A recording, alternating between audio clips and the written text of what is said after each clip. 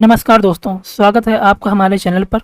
दोस्तों, जरा सोचिए, रूस से भारत आने वाला सामान अगर समुद्र के रास्ते नहीं बल्कि हजारों किलोमीटर दूर रेल के रास्ते भारत पहुंचे तो कैसा होगा।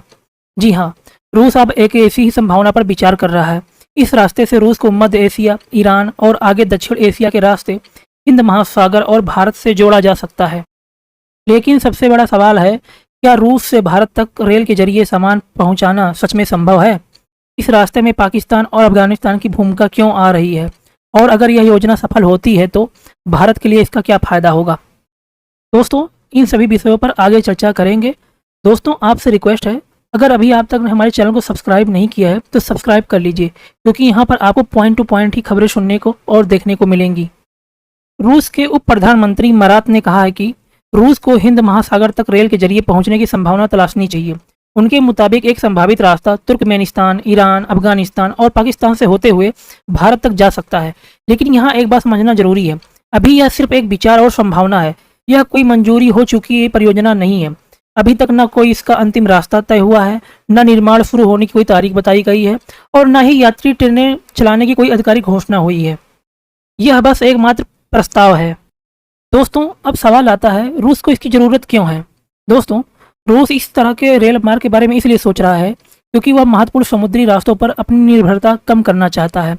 बोस्फोरस स्ट्रेट काला सागर को भूमध्य सागर से जोड़ता है। वही स्ट्रेट ऑफ हॉर्मुज फारस की खाड़ी से होकर गुजरने वाला एक बेहद अहम समुद्री रास्ता है, जैसा कि आप यहाँ पे स्क्रीन पर देख पा रहे हैं। अगर इन रास्तों पर युद्ध, राजनीतिक तनाव, प्रतिबंध या किसी दूसरी वजह से जहाज़ों की आवाजाही रुकती है तो रूस के दक्षिणी देशों के साथ होने वाले व्यापार पर असर पड़ सकता है। इसलिए रूस समुद्री रास्ते के साथ साथ एक दूसरा विकल्प भी तैयार करना चाहता है, एक ऐसा भूमि और रेल मार्ग जिससे जरूरत पड़ने पर सामान जमीन के रास्ते भेजा जा सके। दोस्तों, अगर इस पूरे रूट को आसान भाषा में समझे तो रेल मार्ग रूस से दक्षिण की तरफ आएगा। इसके बाद यह मध्य एशिया के देशों से होकर आगे बढ़ सकता है। फिर ईरान के रास्ते अफगानिस्तान और पाकिस्तान तक पहुंचने का विकल्प है। इसके बाद यह रास्ता भारत से जुड़ सकता है। इसके लिए पश्चिमी भारत के बंदरगाहों या मौजूदा रेल नेटवर्क का इस्तेमाल किया जा सकता है। लेकिन इस पूरे रास्ते की सबसे बड़ी मुश्किल रेल लाइन बनाना नहीं है, असली चुनौती है इन देशों के बीच की राजनीति और आपसी रिश्ते। दोस्तों, अगर आप यह सोच रहे हैं कि यह रूस का नया विचार है तो नहीं, रूस का यह विचार बिल्कुल नया नहीं है। इसके पीछे पहले से मौजूद international north south transport corridor यानी INSTC का नेटवर्क है। INSTC एक ऐसा परिवहन नेटवर्क है जिसमें जहाज, रेल और सड़क तीनों का इस्तेमाल किया जाता है। इसका मकसद भारत को ईरान, रूस, मध्य एशिया और आगे यूरोप से जोड़ना है। इस पूरे कॉरिडोर की लंबाई करीब 7200 किलोमीटर बताई जाती है। इसका मुख्य उद्देश्य भारत और रूस के बीच सामान की आवाजाही को तेज, आसान और समुद्र के अलावा एक दूसरा विकल्प देना है। दोस्तों, INSTC की सबसे बड़ी कमियों में से एक है ईरान का रस्त अस्तारा रेल मार्ग। यह करीब 160 किलोमीटर लंबा रेल ट्रैक है जो ईरान के उत्तर में है। यह रूस और ईरान के बीच रेल से सामान पहुंचाने के लिए बहुत महत्वपूर्ण माना जाता है। रूस और ईरान इस रेल लाइन को बनाने के लिए पहले ही समझौते कर चुके हैं। इस परियोजना पर करीब 1.6 अरब यूरो खर्च होने का अनुमान है और इसमें रूस भी बड़ी आर्थिक मदद दे रहा है। अगर यह अधूरा रेल हिस्सा पूरा हो जाता है तो रूस से ईरान तक सामान भेजते समय बार बार सामान को एक ट्रेन या वाहन से दूसरे में बदलने की ज़रूरत कम हो जाएगी, यानी पूरा रास्ता ज़्यादा आसान और तेज हो सकता है। दोस्तों, अब आते हैं सबसे महत्वपूर्ण सवाल पर, भारत के लिए इसका क्या इंपॉर्टेंस है? दोस्तों, भारत के लिए यह परियोजना कई तरह से फायदेमंद हो सकती है। सबसे बड़ा फायदा यह होगा कि रूस और मध्य एशिया तक सामान पहुंचने के लिए भारत की समुद्री रास्तों पर निर्भरता कम हो सकती है। इस रास्ते से भारत रूस से तेल, खाद, धातु, गेहूं और दूसरी जरूरी चीजें ला सकता है। वहीं भारत रूस को दवाइयां, मशीनरी और इंजीनियरिंग सामान, कपड़े, कृषि उत्पाद और केमिकल्स भेज सकता है।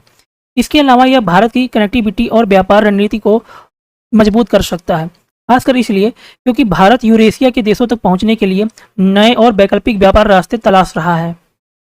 लेकिन दोस्तों, इस पूरी योजना में सबसे बड़ी मुश्किल है पाकिस्तान और अफगानिस्तान। अगर यह रेल मार्ग पाकिस्तान से होकर भारत तक आता है तो भारत और पाकिस्तान के बीच के तनाव के कारण यह काम काफ़ी मुश्किल हो सकता है।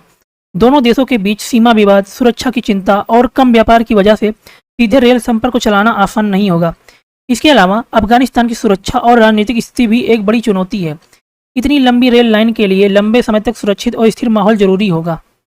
अब अगर वहीं ईरान की भूमिका की बात करें तो इस पूरे प्रोजेक्ट में ईरान की भूमिका सबसे अहम हो सकती है। ईरान रूस को कैस्पियन सागर के इलाके से हिंद महासागर तक पहुंचने का रास्ता दे सकता है। वहीं भारत के लिए चाबहार बंदरगाह मध्य एशिया तक पहुंचने का एक महत्वपूर्ण रास्ता है।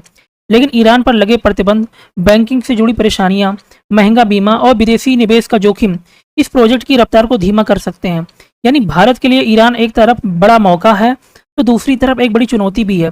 जैसा कि आजकल आप देख भी रहे हैं, ईरान की हालत बहुत खस्ता है क्योंकि वह अमेरिका के साथ युद्ध में फंसा हुआ है। तो दोस्तों, अगर अब हम समुद्री मार्ग बनाम रेल मार्ग की बात करें तो सबसे पहले आपके मन में एक सवाल आता है, क्या यह रेल मार्ग समुद्री रास्ते की जगह पूरी तरह ले लेगा? तो इसका जवाब होगा नहीं। आज भी बड़ी मात्रा में सामान एक जगह से दूसरी जगह ले जाने के लिए समुद्री रास्ता ज़्यादा सस्ता और ज़्यादा सामान ले जाने वाला विकल्प है। लेकिन रेल मार्ग एक दूसरे विकल्प के रूप में बहुत काम आ सकता है, खासकर युद्ध, समुद्री रास्ते में रुकावट, प्रतिबंध या किसी बड़े सप्लाई संकट के समय। यानी रूस समुद्री रास्ते को छोड़ना नहीं चाहता, वह समुद्र के साथ साथ एक दूसरा सुरक्षित रास्ता भी तैयार करना चाहता है। दोस्तों, अब आपके मन में सवाल आता होगा कि इससे रूस को क्या लाभ होगा? दोस्तों, रूस के लिए यह सिर्फ एक रेल और व्यापार की योजना नहीं है, इसके पीछे एक बड़ी रणनीति भी है। इससे रूस पश्चिमी देशों के व्यापारिक रास्तों पर अपनी निर्भरता कम कर सकता है, साथ ही भारत, ईरान और मध्य एशिया के देशों के साथ अपने व्यापार और रिश्ते मजबूत कर सकता है। यह रूस की एशिया की ओर बढ़ने वाली रणनीति को भी मजबूत करेगा। इस रणनीति में चीन के साथ साथ भारत भी रूस के लिए एक अहम साझेदार है। दोस्तों, अब आपके मन में सवाल आ रहा होगा, क्या भारत पाकिस्तान रेल संभव है? तो दोस्तों, रूस के पास भारत तक पहुंचने के लिए सिर्फ एक ही रास्ता नहीं है। पहला विकल्प है पाकिस्तान के रास्ते सीधे भारत तक रेल पहुंचाना। दूरी के हिसाब से यह रास्ता छोटा और आकर्षक हो सकता है, लेकिन भारत और पाकिस्तान के बीच तनाव के कारण इसमें बड़ा राजनीतिक और सुरक्षा जोखिम है। वहीं दूसरा विकल्प है रूस से ईरान तक रेल के जरिए सामान पहुंचाना और फिर चाबहार या किसी दूसरे बंदरगाह से समुद्र के रास्ते भारत भेजना। इसमें सीधा रेल नहीं होगी, लेकिन यह मौजूदा INSTC नेटवर्क पर आधारित है, इसीलिए इसे लागू करना ज़्यादा आसान हो सकता है। तीसरा विकल्प की बात करें तो हम मध्य एशिया के रास्ते एक लंबा मल्टी मॉडल रूट हो सकता है, जिसमें रेल, सड़क और समुद्री रास्ते तीनों का इस्तेमाल किया जाए। दोस्तों, अगर यह योजना आगे बढ़ती है तो इसकी शुरुआत सीधे रेल सेवा से नहीं होगी। सबसे पहले यह देखा जाएगा कि रास्ता कितना सही है और संभव है। इसके लिए रूट की जांच की जाएगी। इसके बाद सीमा शुल्क, सुरक्षा, पैसे की व्यवस्था और अलग अलग देशों की रेल लाइनों के बीच तालमेल जैसी समस्याओं का हल करना होगा। इसके बाद शुरुआत में किसी छोटे हिस्से पर कंटेनर मालगाड़ी चलाने की कोशिश हो सकती है। यात्री ट्रेन की तुलना में मालगाड़ी शुरू होने की संभावना ज़्यादा है। इसीलिए अभी रूस से भारत तक ट्रेन की खबर को एक संभावित रणनीतिक योजना के तौर पर देखा जाना चाहिए, न कि ऐसी ट्रेन के रूप में जो जल्द ही यात्रियों के लिए चलने वाली है। रूस का भारत तक रेल मार्ग बनाने का यह विचार एशिया में बदलते व्यापार के संकेत देता है। इस योजना का सबसे बड़ा फायदा यह हो सकता है कि देशों को समुद्री रास्तों के अलावा एक और विकल्प मिलेगा। इससे भारत और रूस के बीच व्यापार बढ़ सकता है और INSTC जैसे पहले से जो मौजूद नेटवर्क का इस्तेमाल किया जा सकता है। लेकिन इसके सामने बड़ी चुनौतियां भी हैं।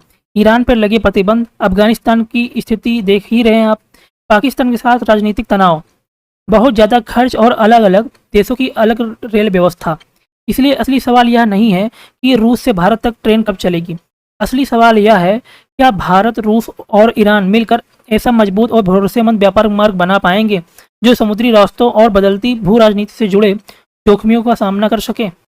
दोस्तों, आपको क्या लगता है, भारत और रूस के बीच रेलवे मार्ग बनाना आसान होगा?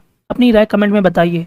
दोस्तों, अगर आपको यह वीडियो पसंद आया है तो वीडियो को लाइक करें, शेयर करें और हमारे चैनल को सब्सक्राइब करें, क्योंकि हमारे चैनल पर आपको पॉइंट टू पॉइंट ही खबरें देखने को मिलेंगी। बहुत बहुत धन्यवाद।